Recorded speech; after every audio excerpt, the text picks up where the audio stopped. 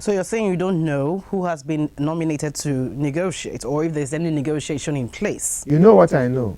We read in the media. Tell us what you know then.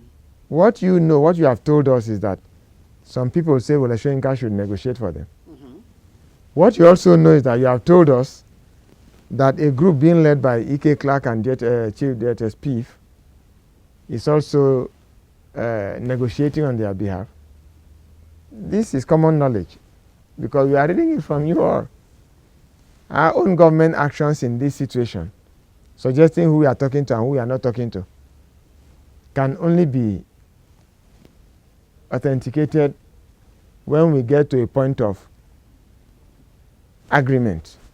What do you mean by that? What it means is that when the people who are destroying show their face and say we have stopped, and we truly see demonstration of stopping. That's what I mean by coming to a point of agreement, because nothing more government demands other than to see the final stop of this destruction and violence that threatens environment and humanity. So as soon as they declared or made known that they were going to cease fire, what was the immediate reaction of the government? How many times have they said so? How many times have people said they want to cease fire?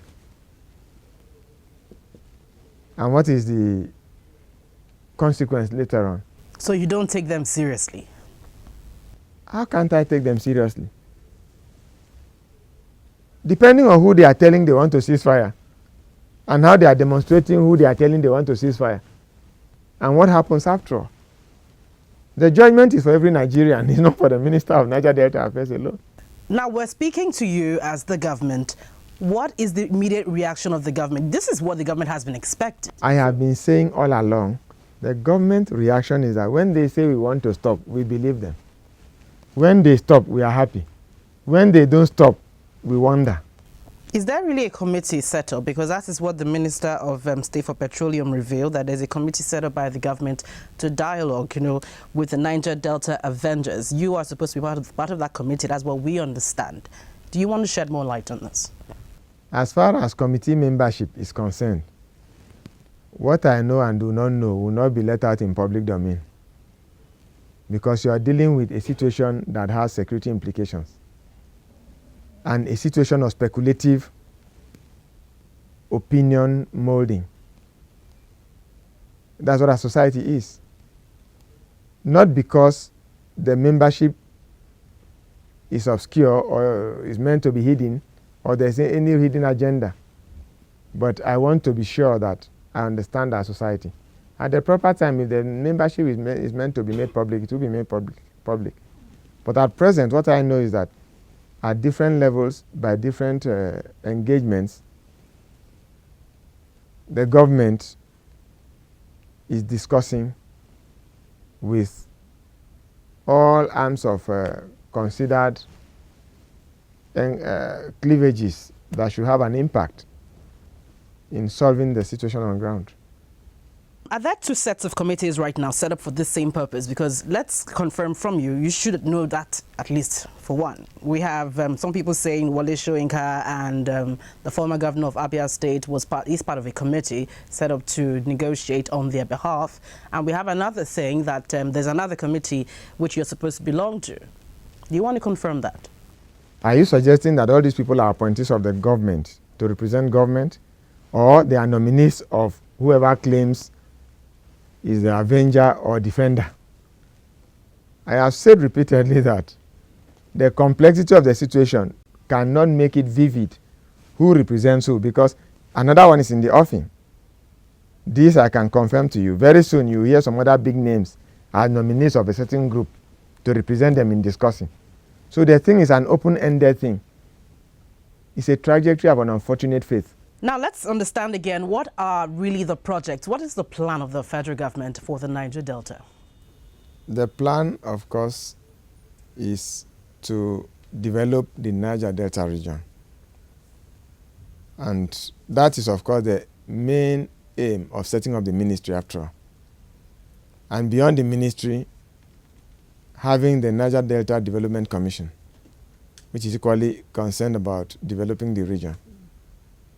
So the government leaves no one in doubt about the plan of developing the region. Are there projects you want to share that people should be looking forward to?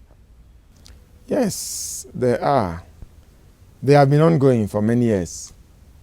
And within the limits of available resources, we are determined to make sure that they become useful to people of the region. Besides just budgetary allocation, we are making several contacts with other agencies outside the regional mandate and even private sector and state governments to make sure that these projects are conclusively executed. So people should be able to benefit from them. Such projects include the skills acquisition centers.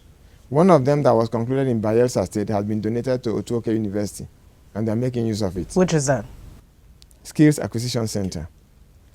And we have same in the other estates.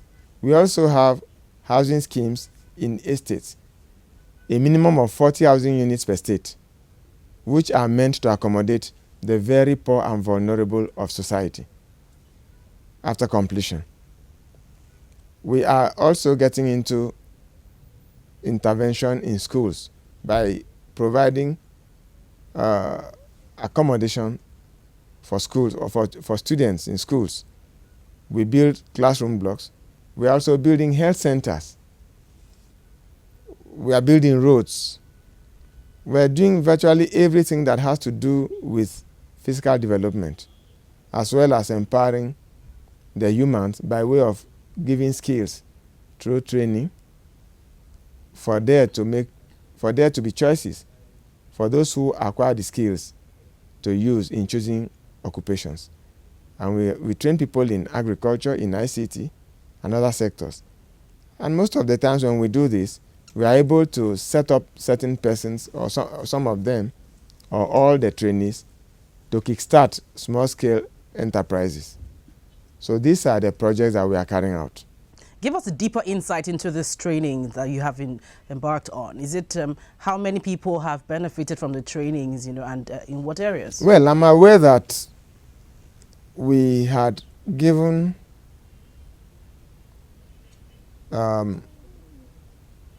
cash deposit of 1 million naira per trainee for those who finished training in agriculture in Israel, 113 number.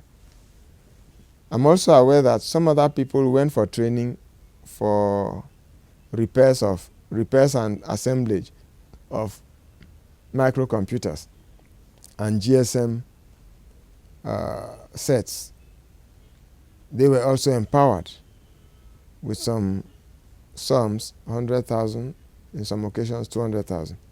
I'm aware that 75 persons or so have just finished another set of training 2 weeks ago from Ibadan in snail rearing, and they were equally given some money for takeoff. And we are about to, in the nearest future, we will also send another batch of trainees. This is continuous, because all we are doing is for those who have skills that may be demanded by certain industries, we train them to fit in. For those who would love to start their own small-scale enterprises in agriculture, we also are willing to empower them as we have resources. And so we are training people in all these areas. So the total number is continuous. It's continually increasing. We train them in batches. How many per batch? It's not fixed. It depends on the available space in the training facility at any given time. So sometimes we take 90, sometimes 100, sometimes 65, sometimes 75, because the facilities we use are also being used by other establishments. So since we want to give them this training in accredited institutions that will enable them actually practice what they learn. All right, hold on with your thoughts. We're still with the Minister for Niger Delta, and we'll come back right after this for more on what's happening in the region. Stay with us.